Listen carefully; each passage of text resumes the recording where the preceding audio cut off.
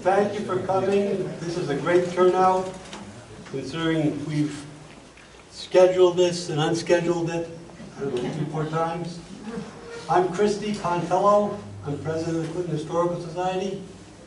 Jan O'Sullivan is here, representing the Killingworth Historical Society. Yeah, there's several others here. Cindy Grace, Dennis, Cindy Grace. We're all went to high school together. I'm getting very old, so I can't stop it. Anyway, I'd like to introduce David LeVasseur, who actually met my brother here in kindergarten, right in this very spot, 3 or 4 years ago. The American Revolution in Killingworth, now Clinton. Thanks, David. And in North Killingworth,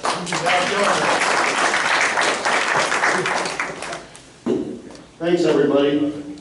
I kind of feel like Al Gore when he was asked to address a conference on a topic that everybody else had discussed before he came there, and people had heard about over the years. He said, I kind of feel like Zsa-Zsa Gabor's fifth husband. I know what I'm supposed to do, but I don't know how to make it interesting. So, without further ado, we'll try to make the American history of the Revolution and the two towns a little enjoyable. Way in background, the area that's now Clinton and Killingworth was settled in 1663 after an enterprising young surveyor named Matthew Allen came up with the idea of the fact that there was nobody living here except for Native Americans, and there were darn few of them. I'll get into that in a minute. And he went to the General Assembly to get permission to come down and do a survey. And like most young enterprising people, he didn't realize that the odds were stacked against him, except for one huge factor. Saybrook and Guilford were on the verge of going to war. Saybrook claimed all the way to the Hammonasset, and Guilford was claiming all the way to the Mononcatohezec. And the General Assembly, because there were only about 25 towns in Connecticut at that time, said, you know, we really don't want a war between a couple of towns. This guy's kind of giving us a safe out. So they said, we'll give him permission to go down and survey. So he surveyed all the area between those two rivers, all the way up to Haddam, and came back with this report that the area he felt could comfortably settle 30 families. So with that, they gave him permission, and believe it or not, people started settling in what's now Clinton that year. It was originally called Hammonasset Plantation. Later became Hammonasset Plantation. Spelling wasn't so good back in those days. A lot of people could read and write, but they didn't spell well. And by 1667, it was beginning to be called Kenilworth, in honor of the home place of one of the original settlers, Edward Griswold. Now the interesting thing is that the rumor that's persisted for 300 years is that Killingworth is really the result of poor spelling, and people couldn't spell Kenilworth. And that theory pretty much held sway until 1957 when a letter was found in England. That's a very important year because I'm going to mention it several times. A letter was found in England from Queen Elizabeth I herself to someone she knew, indicating that she had just spent a lovely day in the village of Killingworth near Kenilworth Castle. So clearly the locals were calling their village Killingworth so that people wouldn't get it confused with the castle. And so it appears that the real name of the village was Killingworth, so we're not wrong after all. Having said that, England still calls it Kenilworth because the castle fell down, so there was no reason to call it something different from the castle, so they call it Kenilworth. And there is a Killingworth, England, but it's in the northern part of the country, in coal country, and it was founded by the Killingworth family, and it's for them that it's named. It has nothing to do with this town or its history. So let's talk a little bit about what the town was like when the first settlers came, as I mentioned, there were a few Native Americans, but not many left. And the reason there weren't many left is because of a fellow by the name of Uncas, who you may have heard of, and the Mohegan tribe. Well, to give you the full history of that, the Mohegans and the Pequots were one tribe, and they lived up in the area outside of Albany, New York. And they called themselves the Mohegans. And they owed tribute to the easternmost tribe of the Iroquois nation, that being the Mohawks. Well, just to show that human nature doesn't change with time, they decided that they didn't feel like paying tribute. And to further show that human nature doesn't change with time, the Iroquois paid them a visit one night and told them they either had to cough up the money or get out of Dodge within 24 hours. They opted to get out of Dodge. And they migrated southeast and came through western Massachusetts, northwestern Connecticut, central Connecticut, and ultimately settled down in southeastern Connecticut, where they went into the Witness Protection Program and changed the tribal name to Pequot. Now everything went fine for about 30 years, and then their chief died, and he had no kids. So now, who becomes chief? Well, he had two nephews. One of them was Uncas, one of them was not. Uncas lost. So Uncas took his followers, and he started marrying into tribes around the shoreline. And one of the first he married into was the Hammonassets. And when the elderly chief died, he picked up the whole tribe and moved them with him when he set up his new encampment. And so there were very few Native Americans here in the 1660s because they'd been gone for 30-some years. So let's talk a little bit about let me back up a little bit and talk about the north section of town, which is now Killingworth. That began to be settled around 1716. And in 1735, it was carved off as a separate ecclesiastical district. Now, the reason that's important is because in the 1700s, your voting rights, all of your rights were based on church attendance, and you had to attend church on Sunday. And there was only one church. You didn't have a choice. It was the Congregational Church. And the folks in what's now Killingworth were having a heck of a time making it down to Clinton to go to church, particularly in the wintertime. And you had to be here. So once they got enough families up there, they petitioned to form their own society. That society was formed, and they built their first church roughly where the True Value sits, in Killingworth, just south of the Circle. 1838. You said 1735. 1735 is when the Ecclesiastical Society was formed and the first church was built. Okay, but it was 18, okay, sorry. So, and also before I get further, I was approached before we began talking by a young lady who's doing historical research on an ancestor, but he's from Guilford, so she's looking for somebody from the DAR. If anybody has a DAR connection, if they could see her after the talk, that would be greatly appreciated by both her and me, because I don't know nothing about Guilford, except it's west of here. And Madison used to be part of it, and we'll get to that a little later too. We know what Main Street looked like. Basically, the Elliott family owned everything from here to the other side of that house over there, up to the Milestone House. And Jared Elliott, the Reverend, lived on this property, and a couple of his sons did as well. His son George built the house next door in 1783. They were extremely prominent because Jared Elliott was prominent. He not only was the third minister of the town, but he was also a trained surgeon. And his physician skills were so great that he was called in to consult up and down the East Coast, all the way from Boston down to Philadelphia. In addition to that, he was a scientist, and he was also an agronomist. And he did experiments with animal husbandry and plants. And probably the thing that he's most remembered for in terms of his scientific work was he used his son Aaron's ironworks, which were located on Ironworks Road in Killingworth, to create a knife out of black beach sand that he harvested from Westbrook. He submitted that to the Royal Society of Arts and Sciences in England, who made him a fellow and awarded him a gold medal My understanding is that gold medal is still in existence and in the possession of an Elliott family descendant in Guilford.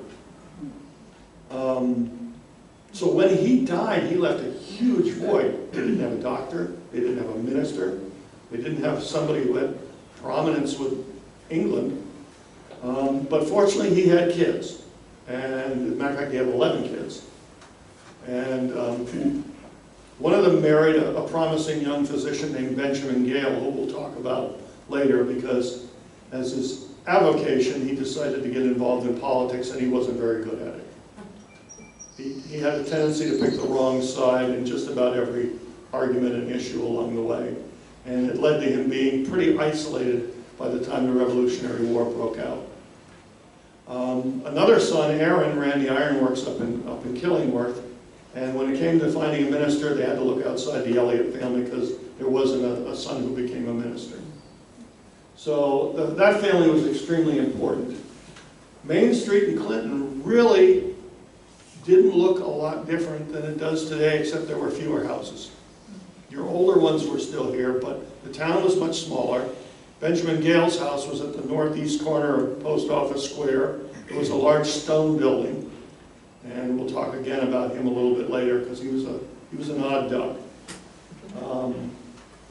But he was a great physician, and he did a great job running the physician's practice after Jared Elliott passed away. We do know what the population of the two sections of town were just before the Revolution, and that's because Connecticut was one of the few colonies to do a census, and they did one in 1774. And the breakdown between the two towns was kind of interesting because both towns have grown about 1,000% in terms of their numbers since then. What's now Killingworth had about 800 folks, and what's now Clinton had about 1,200 folks.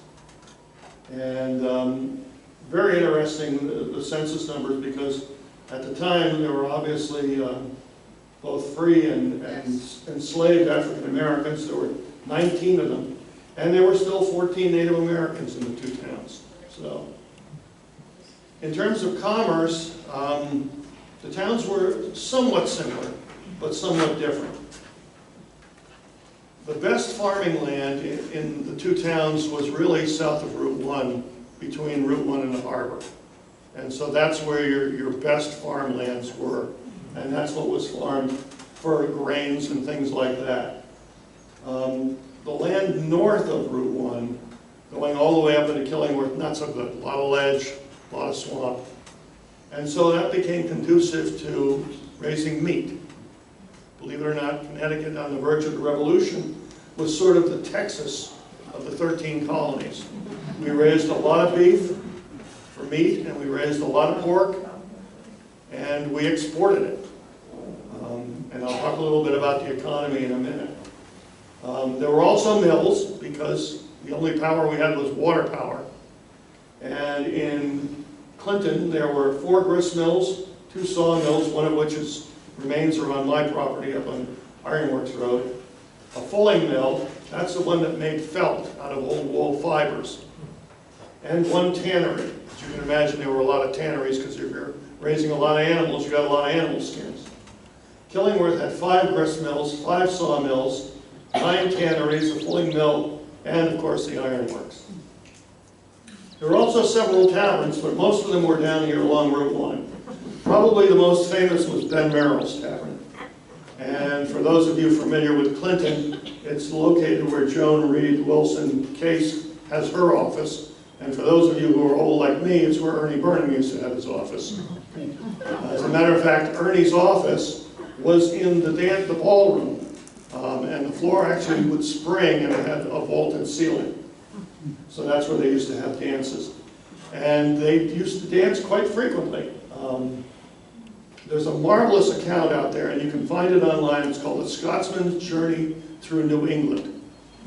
And this Scotsman ended up in Clinton on training day, which was a huge drunken affair with a lot of dances. And he gives a running account of going from dance to dance to dance to dance to dance around town. And he talks about one dance he went to where the girls were very pretty, but as he called the violinist, the string tormentor, was very poor. And he ended up sharing a room or a bed probably with a sailor, and the two of them palled around through the night and had quite the time. So,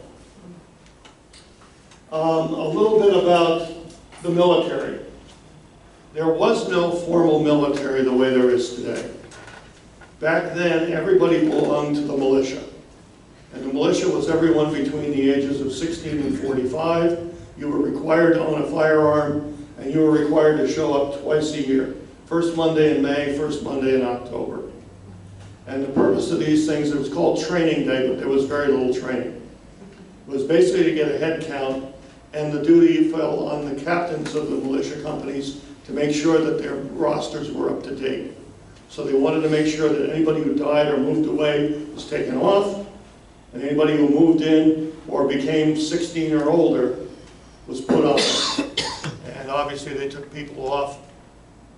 They took folks off that, there we go, no? No? The hell with it, I'll wing it. Wouldn't be the first time. Let's see, nope. So anyway, people showed up, they had to show that they had a weapon, they had to show that they had a powder flask or a powder horn, and then they had to go through a little bit of drilling. It wasn't terribly involved because unless there was a war on the horizon, nobody really cared. And immediately after everybody said dismissed, the parties began, the drinking began, and it went on for the rest of the day because it was essentially a holiday. It was one of the few holidays they had. They didn't observe Christmas. They only observed a Thanksgiving whenever the governor called for one, which was usually after a military victory. And so they were rather shabby affairs in terms of military training. An example of that took place in Killingworth in 1755. The French and Indian War had just broken out the previous year, and now there was a new urgency. Now all of a sudden we had to actually train our troops. So these guys who hadn't fired a gun in years are now expected to be able to become professional soldiers. So their militia captain, a fellow by the name of John Lane, decided to get all of his men lined up and then have them fire just gunpowder, no lead ball, which was a smart move because you don't want people firing lead balls all over the place. He then went downrange to observe. Someone in his command either didn't heed the advice or chose to not heed the advice and loaded a musket ball. Now, if you know anything about black powder weapons, you know when they go off there's a lot of smoke. Well, if you can picture 100 or more men firing all of these weapons at once, the cloud of smoke was huge. And by the time it cleared, Captain John Lane was laying on the ground dead. Now, I won't say he wasn't very popular, but the investigation didn't last very long, and no one was held accountable. And he was buried, and matter of fact, his grave is still in the Union District Cemetery off Roastmeat Hill Road, and people just kept moving on with their lives. They weren't terribly concerned that Captain John Lane didn't go home that evening. So that gives you an idea that these folks were not really skilled in most circumstances. Now, having said that, when we did have a war, the colony of Connecticut would call for volunteers. If there were not volunteers, which there very frequently were not, they would line everybody up in the militia company and they would have them count off by fours. And then when the captain had them all do that, then he would announce to them whether the ones were going, the twos were going, the threes were going, or the fours were going, so they wouldn't skew the vote at all. And then he would assemble them and place them under the command of an officer and send them off to wherever the state regiments were being put together. And then they would march off for a period of time. Usually not more than 5 or 6 months, because they usually didn't even leave until May, and they had to be back before the snow fell because no one did winter campaigning back then except for our enemies, the French and Indians up in Canada, who seemed to enjoy going out in the wintertime and doing raids and so forth. So that's the way armies were raised back then. And they had a very short shelf life, as I indicated. As the revolution began to unfold, and it was a political movement more than anything else, those of you, I'm not going to give you a short course on how the revolution started. All of you probably know that or remember it, and if you don't, I don't want to embarrass you anyway. It really started with the Stamp Act in 1765. After the British helped us win the war against Canada, they had the unique idea that we should help pay for it. But they didn't want to give us any representation in Parliament, so they started passing acts to tax us. And that didn't go over very well because the settlers had been here for 150 years. Nobody in England had taxed them before. And quite frankly, we raised a lot of troops that helped the British win that war, and our view was, we paid for our troops, you pay for your troops. Well, the Stamp Act was passed, and to the British government's horror and surprise, it wasn't popular. Tax collectors were tarred and feathered, they were driven out, they were forced to resign, and this wasn't just in Connecticut, it was in virtually all 13 colonies. So the British realized this probably wasn't a good idea, so they repealed it. They also repealed a bunch of duties that they put on certain products called the Townsend duties, and they repealed them at the same time. Well, this sent kind of a mixed message to the colonials, because what this basically told them is, if you stand up for your rights, the British government will back down. The problem was the British government wasn't going to back down anymore. And so they were on a collision course. And things really heated up in 1773 when the British government, to bail out the British East India Company, gave them a monopoly on the sale of tea in North America, which drove the price of tea down, but also meant that America was a dumping ground for all of this tea. And all these ships came over into all the major harbors. And of course, the only one we hear about is the Boston Tea Party, but there were tea parties all up and down the East Coast. For some reason, Boston got more of a bad rap about it.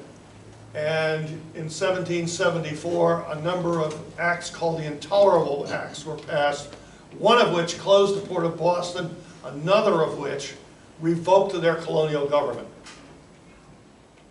And a royal governor was appointed for the first time ever by the king directly, without any input from the local legislature. In addition, another provision was passed that said, we're not sure loyal British subjects could get a fair trial in the 13 colonies, so we're going to have all these trials back in England. And we'll pay the witnesses expenses if they have to travel across the sea, but it's unclear whether we'll pay their lost wages or anything like that. George Washington, when he got word of it down in Virginia, referred to it as the Murderous Act. So by 1774, things were starting to heat up. Before then, there was no real unanimity in the colonies. Some people, everybody thought our rights had been impinged upon. There's no question about that. Some people thought it was justified, because we were, after all, British subjects, maybe second class, but British subjects. Some said, no, we've been governing ourselves for 150 years. Who the hell are these people to come over and tell us how we're going to be taxed, how we're going to be represented, and then give us no representation over there when we've had direct representation for 150 years. And then there was about a third of the population that was in the middle and said, you know what, I don't really think I want to get involved in all of this. Well, public opinion being what it is, began to slowly change. And if there was a seminal event that changed that, it was the Battle of Lexington and Concord. Because no one, not even the loyalist of British citizens here in the colonies, could envision the British Army shooting fellow colonists. So that sent a lightning rod shot through here, and a lot of the folks who were in the middle and some who had been loyalists were now beginning to migrate over to the Patriot clause. Now that didn't mean they were for independence.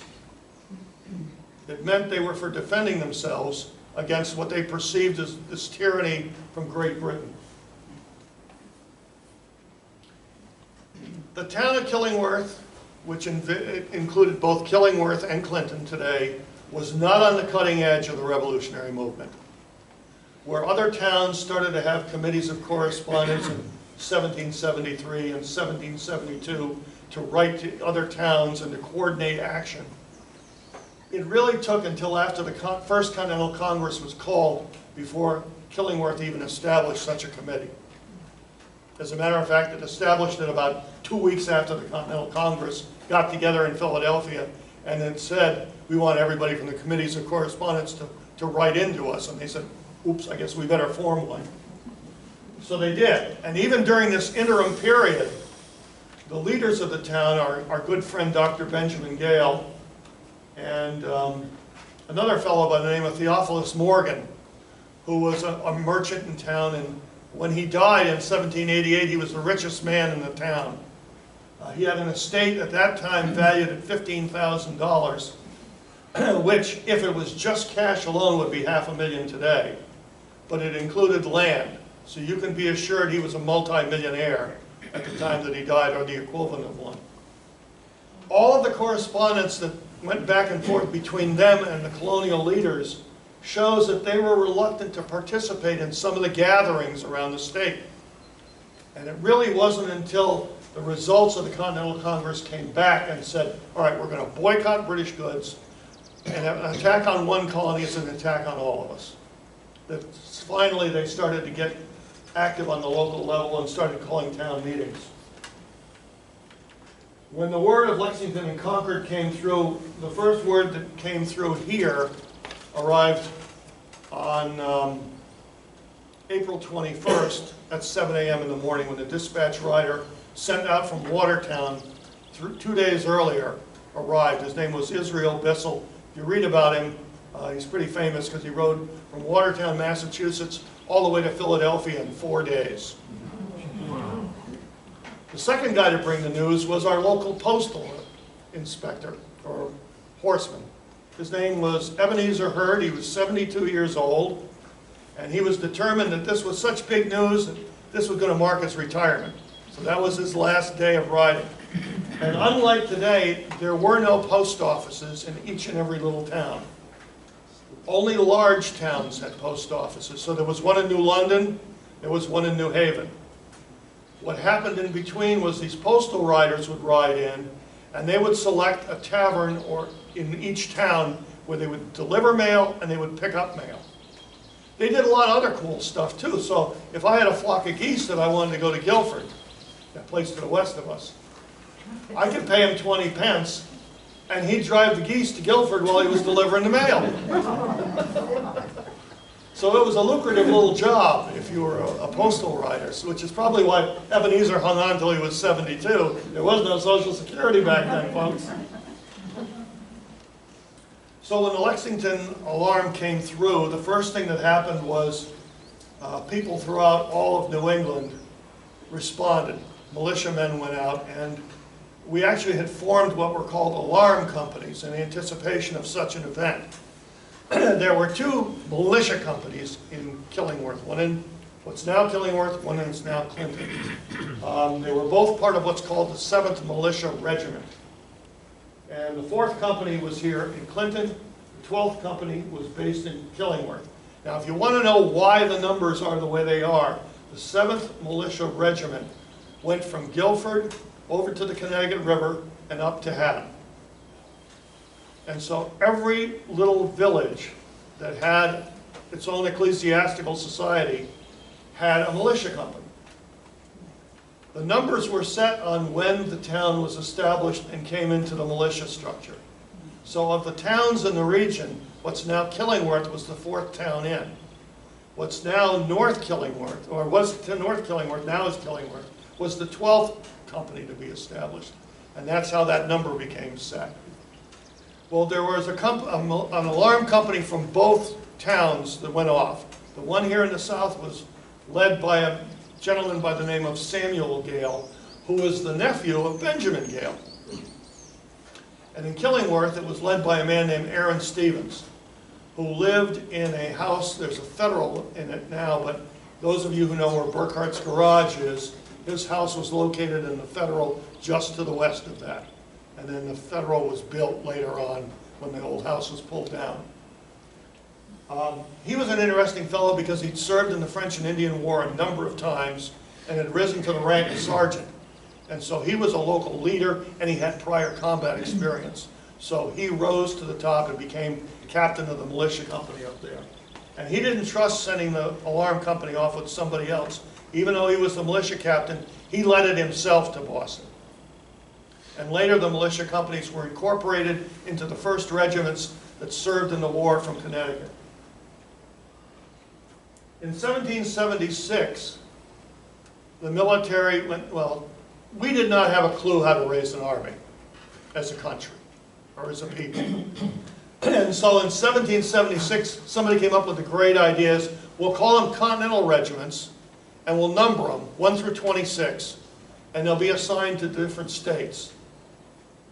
So Connecticut had 4 instead of the original 8 that it had in 1775. Well, that didn't work out too well because they were only enlisted for a 1-year period. And so at the end of 1776, these guys were gone. And that is why George Washington, on Christmas Eve, 1776, took his men, crossed the Delaware River, and attacked Trenton, and then days later, Princeton, because he knew his troops' enlistments ran out December 31st. So he had like 7 days to work if he was going to pull off a miracle. And he did. He pulled off 2.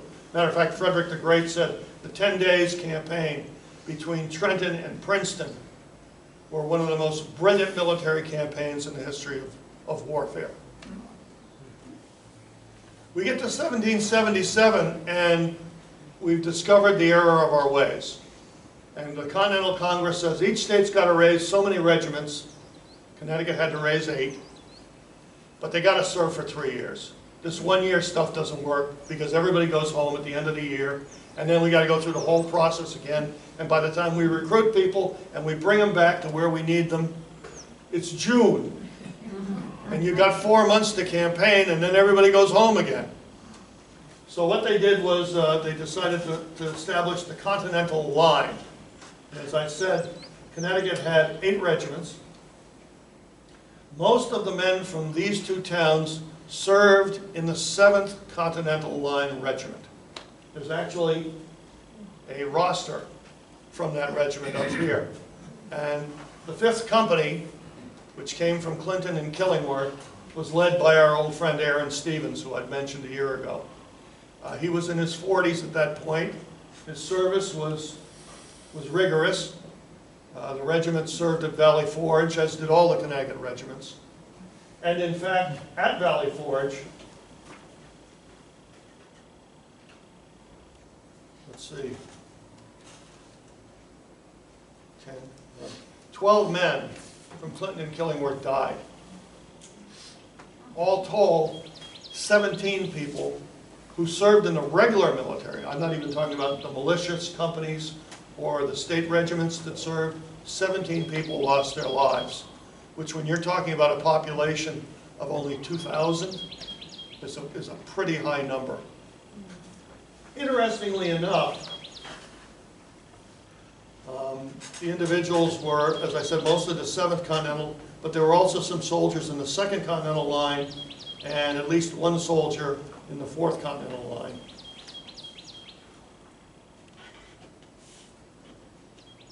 In 1777, the British decided to raid the town of Danbury, Connecticut. And the reason they did so is there was a huge store of provisions there that the Army needed. They landed a large force at Fairfield. They marched inland. They got all the way to Danbury and they burned the stores. It took them a couple of days. American militia turned up out of the woodwork, mostly from Connecticut.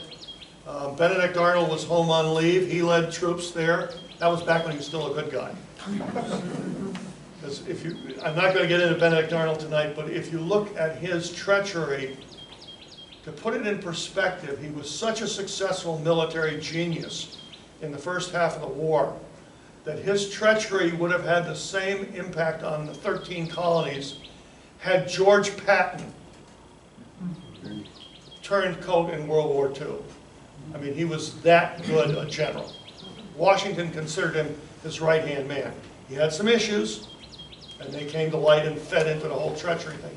But he was a brilliant general, a brilliant tactician, and the man had absolutely no military training whatsoever.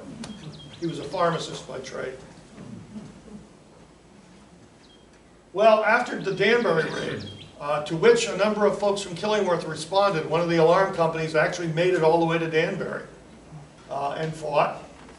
But afterwards, the Americans needed a boost, particularly here in Connecticut. They needed a morale boost really badly. So General Samuel Holden Parsons, who was one of the 2 brigadier generals appointed from Connecticut, came up with the brilliant idea to have a raid on Long Island, because after 1776, the British controlled New York City, and Long Island was no man's land, and so was Long Island Sound. Well, on any given day, the same people might be loyalists or they might be patriots, depending upon which armed troops were marching through the neighborhood. Well, he got wind that there was going to be a foraging party out of New York City at Sag Harbor and at Southold. So he found a young enterprising colonel, the colonel in charge of the 6th Connecticut, by the name of Return Jonathan Meigs, and yes, his first name was Return. And the story behind it is that when his mother was expecting him, his parents had a violent argument, and his father stormed off. His father's name was Jonathan. And as he stormed off, she supposedly cried out, "Return, Jonathan, return." And when the baby was born, that's what he was named. His troops affectionately called him Backup. Behind his back, of course. Well, he raised about 200 men, and they got in whale boats, and they rowed from New Haven to Guilford. Now, Guilford was a big area back then because it ran from Guilford all the way to the what's now the Clinton town line, because it included Madison. I'd wondered as a kid growing up in this area how a certain area got its name. In the course of the last 2 weeks, I stumbled across a map that showed the route that the whale boats took. And they sailed up the coast from New Haven, and they stopped at a place called Hammonasset Point. And the sound was so rough they could not move their whaleboats across the ocean, across the sound, to get to Long Island. So they sat there for 2 days and waited and waited and waited for the sea to settle down. And then on May 23rd, they got in their whaleboats and they rowed across. And the raid was a major success. Not only did they burn a lot of stores, they captured 53 prisoners and brought them back to Connecticut. And Jonathan Meigs got a sword from the Continental Congress, one of only 5 men to do so during the war. But he gave another legacy, because the name of the point of land where they camped out was changed by the locals from Hammonasset Point to Meigs Point. And that is how Meigs Point got its name. It was the rendezvous point for that first operation across the Sound. So from 1781 to 83 was probably the most difficult part of the war, because it was tough to keep troops engaged. The British were camped out in New York. They were extremely strongly defended. It was very tough to take them on. Washington didn't have the troops to take them on 1-to-1. The French were our allies now after Saratoga, but they hadn't really helped yet. So recruiting troops and getting folks to come back in and serve became more and more difficult as time went on. So the number of regiments was reduced, and the 7th Connecticut was combined with 2 other regiments to become the 2nd Connecticut. And then later on in 1783, they were reduced again down to 1 regiment, and they became known as the Connecticut Regiment. All, interestingly, under the same commander of the 7th. He commanded the 7th and the 2nd, and then the Connecticut Regiment. We had at least one man who served at Fort Griswold, but he wasn't there when the massacre occurred, so I won't talk about him much. I've talked a lot about the Army, and the reason I've done so is because we have virtually no records on the men who served in the Navy, because unlike state government, you had 3 branches of the Navy. You had a federal Navy, and the records were kept on board each ship. You had a state Navy, and the records were kept on board each ship. And the largest group of all were privateers, who were basically state permissible pirates. And they could raid British ships and British both men of war and commerce ships. And if they seized valuable cargo, when it was auctioned off, they got a share of the proceeds. So it was the most lucrative job in the military you could find at the time. We do know that 2 men from Clinton served on Captain Sillick's privateer out of New London. But we don't have a lot of ship records from that time period. But I can tell you it's safe to assume that a number of men from Clinton served on privateers and on some of the other naval vessels during that period of time. The other interesting thing about the Sag Harbor raid is there was little or no talk about any coastal defenses for Clinton and Killingworth until after that raid. And then when the locals realized, you know, geez, they used Meigs Point. We might want to think about putting some cannons down at the foot of Waterside Lane in case anybody comes in the harbor here to sort of exact revenge. And they petitioned Governor Trumbull, and he gave permission for them to raise a coastal guard, and they kept one through the rest of the war at the foot of Waterside Lane.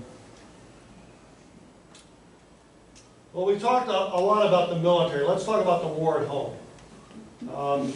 First of all, the impact on the local economy. We know that just in the military alone, in the Army alone, between 150 and 200 men served, which is, you're talking about 10% of the population. So that had a huge impact on the economy. We talked a little bit about Benjamin Gale. Benjamin Gale got involved in politics in the 1740s as a deputy to the General Assembly. And he was very smart and very good, but he tended to go off on tangents. He got into a huge fight with the folks who ran Yale University and spent an incredible amount of time arguing with them in the 1740s and 50s. By the 1760s, he had a new perceived enemy, and that was the folks in the eastern part of the state who had become New Light Congregationalists or Baptists in the Great Awakening, and who believed in investing in the Susquehanna Company, and who were the first ones to really raise up against the Stamp Act and really stand up to the erosion of rights by the British Crown. He kept seeing an alternative agenda for these folks, and that was part of his reluctance to embrace the revolutionary cause. As a matter of fact, he was the only, now Fairfield County during the period of the Stamp Act was Anglican or Episcopalian and tended to be very loyal to the British Crown because of course the British Crown was head of the church. When the act against the Stamp Act was voted on in Connecticut's General Assembly, Benjamin Gale was the only representative outside of Fairfield County to vote against repealing it. So that kind of gives you an idea. He's already starting to deviate. And by the late 1760s, they weren't sending him off to Hartford and to New Haven anymore. In case you didn't know, they used to alternate the legislative sessions. They had one in May and they had one in October. And the reason they were sometimes in New Haven and sometimes in Hartford was we had 2 capitals until 1818. And that was a concession to bring New Haven into the colony when we had the big charter war in the 1600s. We said, all right, Hartford will be the state capital half the year and New Haven will be the state capital the other half. And so we actually had 2 state capitol buildings. And so they would alternate. where they served. Benjamin Gale also had strange religious beliefs. He was what's called a millennialist. And so when most Christians at the time were being buried facing east, he was buried facing west. Because the first thing he wanted to see on Resurrection Day was his house. Benjamin's buried across the street, by the way, in the Indian River Cemetery, as is his father-in-law, Jared Elliott, and as are a number of his other brothers-in-law.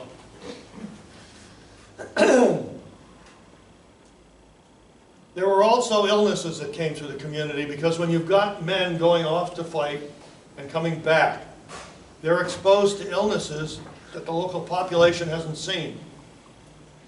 And there were a number of outbreaks of typhoid, of dysentery, and of scarlet fever. Scarlet fever was the big one in 1784. But a smallpox epidemic came through and actually killed the minister of the Congregational Church here in Clinton. And so he died then. And the Killingworth Congregational minister died of old age in 1783. So both communities lost their ministers during the course of the war. I want to talk a little bit about the Aaron Kelsey family. The Aaron Kelsey family lived in a large red house that still stands on the corner of Roast Meat Hill Road and Reservoir Road in Killingworth, just north of Route 80. Aaron and his whole family are buried in the Southwest District Cemetery, which is off River Road in Killingworth. And he's a fascinating individual. He did not serve in a line regiment, but he was in the militia and he was active throughout the entire war. As a matter of fact, he was in Cook's regiment, which was one of the two militia regiments raised for the Saratoga campaign in 1777. And at the First Battle of Saratoga, he was severely wounded in the leg and sent home. While he was coming home, and of course his wife is running the farm, single-handedly. And while he's off gallivanting around with the troops and getting wounded, she doesn't know he's been wounded yet, she knows he's been gallivanting, dysentery strikes their household. And in the course of 4 days, she loses 4 children.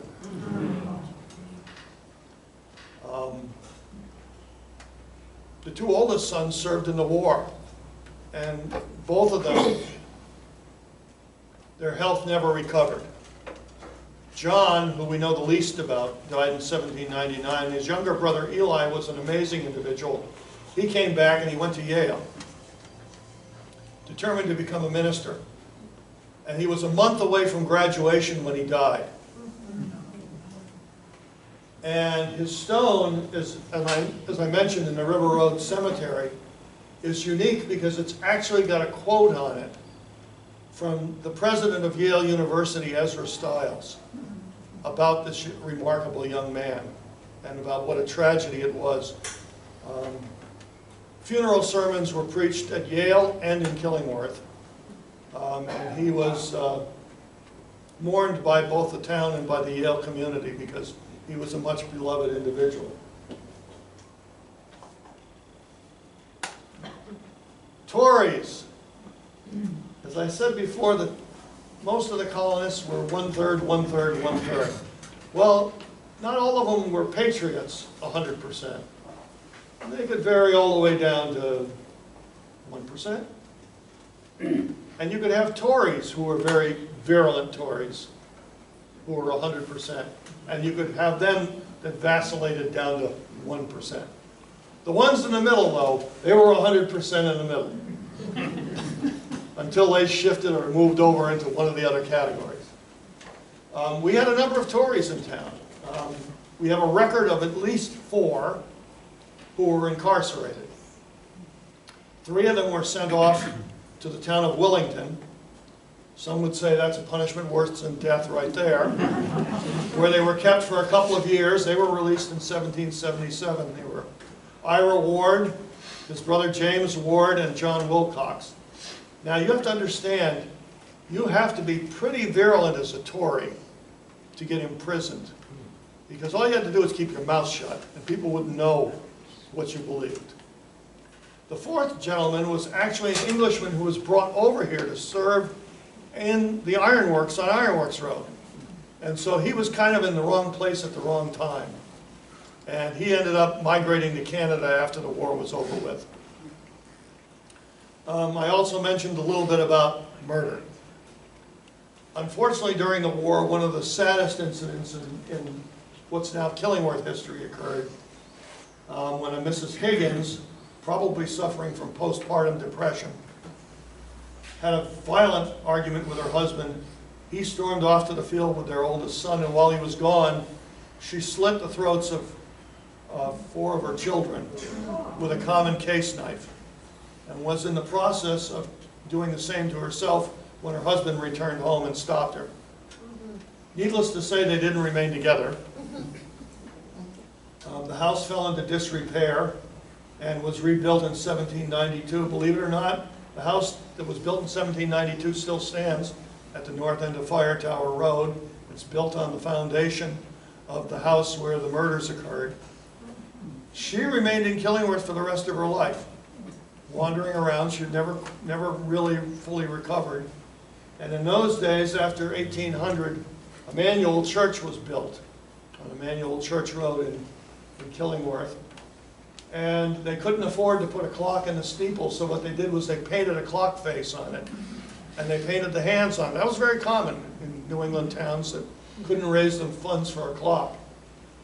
And because the clock hands were painted on, this poor woman who wandered around until well into the 1800s would say that her sins would be forgiven when the 2 hands on that clock came together at midnight. So that was Mrs. Higgins. By the way, she wasn't tried. At that point, Clinton and Killingworth were not in Middlesex County because there was no Middlesex County. We were in New London County. And the prosecutor for New London County refused to prosecute her because clearly Mrs. Higgins was Irish, and in his mind the Irish were inherently insane. So there was no point in bringing charges against her because any jury would find her innocent because of insanity. There's also an allegation of spying that occurred here in town. Our friend Benjamin Gale was also a chatterbox, particularly in writing. He wrote to everybody. He sent a letter to Silas Deane at the Continental Congress and Benjamin Franklin, telling them all about David Bushnell's invention, the turtle. When he shouldn't have been doing that, because I told you how the mail got delivered. People picked it up, they carried it. Well, in 1957, another tidbit came forward, and the tidbit was, in a former British admiral's papers, a copy of this letter turned up. And the speculation at the time was that it was turned over by the postmaster of Killingworth in Clinton, a gentleman by the name of Samuel Shether, who ran one of the local taverns. The problem with this is Samuel Shether wasn't the guy where the mail went. He wasn't the inn owner. The mail went to Benjamin Merrill's place. So where they came up with Shether, I don't know, except he conveniently died during the war. So if you're going to blame somebody, always blame the dead guy, because he can't argue with you. So, and because we didn't have a postmaster and we didn't have a post office, to this day we don't know who copied that letter and mailed it off to the British. At the time, the British admiral was still in Boston because the British were still in Boston, but he later on became commander of the British fleet out of Nova Scotia. And it was his paperwork where they found this. So, and of course, it wouldn't be a talk about the Revolutionary War if we didn't talk about Clinton's favorite son, Abel Buell. Abel was a silversmith by training, but he soon took on a second career as a counterfeiter. And his little apartment, he roomed in a house that was located roughly where the annex on the old Clinton National Bank is. And the town watchman was walking through one night and looked and saw a light on in his room at like 2 o'clock in the morning and said, "What the hell is he doing up at 2 o'clock in the morning?" So, because small towns aren't any different today than they were 250 years ago, the watchman went up the stairs and peeked in the window. And there he saw Abel turning 1 shilling notes into 5 pound notes. Well, the authorities came and got Abel because he wasn't very able. And he was convicted of counterfeiting, and he was branded, and the tip of his ear was cropped. Now back then, even they realized that these punishments were pretty cruel. So what they did was they shaved his head, and they branded him with a really tiny C for counterfeiter up here, knowing full well that when his hair grew back, nobody'd see it. And they would crop your ear, but just the tip, and you had to hold it on your tongue long enough to say, "God save the king." I dare you to try to do that. And then you could put it back, and it hopefully would grow back. Well, Abel got convicted. He was sentenced to this, and he was also sentenced to some hard time in jail. But Abel was a good suck-up. And while he was in jail, he got access to silver, and he put together a silver tea set and gave it to the prosecutor to put him behind bars. What a surprise! His sentence was commuted. And he got out. During the Revolution, at the beginning part, he invented a machine called a lapidary machine. A lapidary machine makes movable type.